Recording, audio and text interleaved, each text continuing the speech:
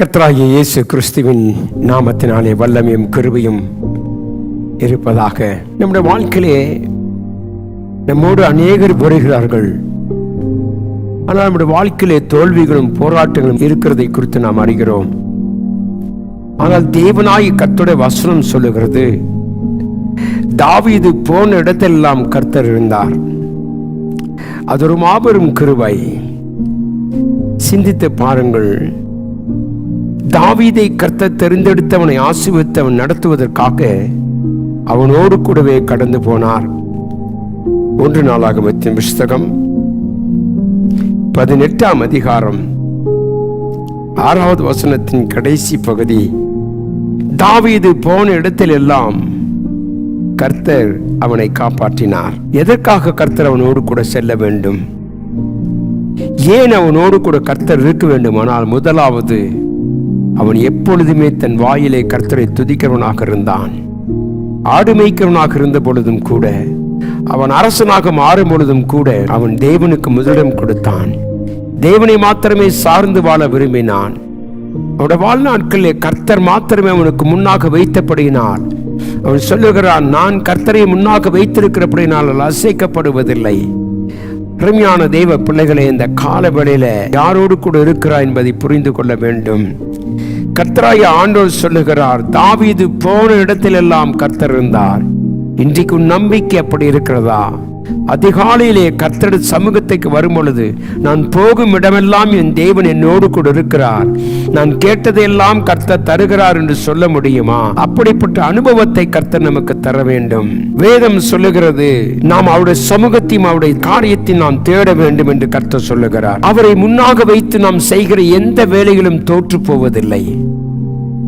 அவர் சொல்லுகிறார், நான் நிச்சயமாக உன்னோடு கூட இருப்பேன்.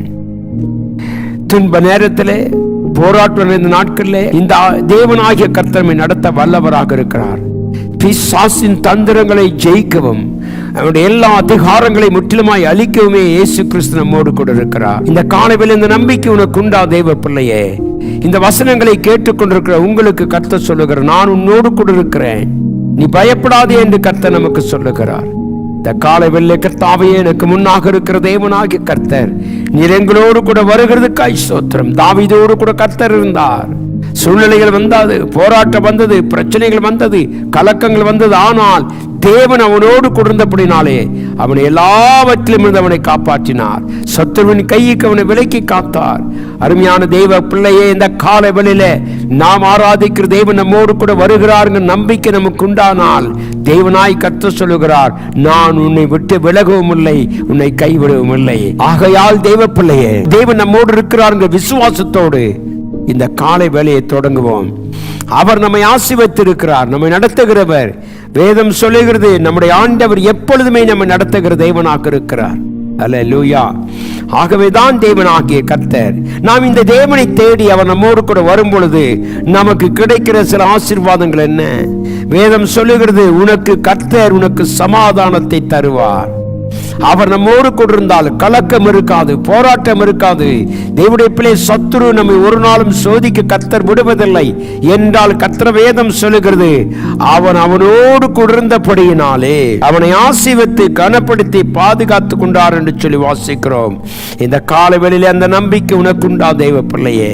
கர்த்தரை ஆராதிக்கிற தெய்வ பிள்ளையே, இந்த காலையில சொல்லு, கர்த்தர் என்னோடு இருக்கிறார், எனக்கு ஒரு குறையும் இல்லை, எனக்கு ஒரு துன்பமும் இல்லை என்று சொல்லுவோம். ஏனென்றால் தாவீதோடு இருந்த அதே தேவன் நம்மோடு இருக்கிறார். உன்னை பேர் சொல்ல அளித்த தேவன், உன் வலகரம் பிடித்தவர் சொல்லுகிறார், உன்னை ஆசீர்வதித்து உன்னை கனப்படுத்துவேன். ஆகவேதான் இந்த காலையில் விசுவாசத்தோடு வாழ்நாள் முழுவதும் இந்த தேவன் என்னோடு கூட இருக்கிறார் என்ற நம்பிக்கையோடு இந்த உலகத்தில் வாழ கர்த்தர் உதவி செய்வாராக. நாம் கண்களை மூடி ஜெபிப்போம். கிருபையும் இரக்கமும் மாறாத அன்பும் உள்ள எங்கள் தேவனாகிய கர்த்தாவே, இந்த கால வேளைக்காய் உமக்கு நன்றி. கர்த்தாவே, வேதம் சொல்லுகிறது, கர்த்தர் தாவீதோடு கூட இருந்தார். அவன் போகும் இடமெல்லாம் கர்த்தர் அவனோடு கூட இருந்தபடினாலே அவனுக்கு வெற்றியை தந்தீர், தோல்வியை மாற்றினீர், வேதனைகளை மாற்றினீர். அந்த தேவனாகிய கர்த்தர் இன்றைக்கு எங்களுடைய வாழ்க்கையிலும் எங்கள் குடும்பத்திலும் எங்களுடைய தனிப்பட்ட ஜீவியத்திலும் நீர் கூட வருவீராக. எங்களை ஆசீர்வதியும் கனப்படுத்தும். இயேசுவின் நாமத்தில் ஜெபிக்கிறேன் பிதாவே, ஆமென். தேவன் நம்மை ஆசீர்வதித்து கனப்படுத்துவாராக. ஆமென்.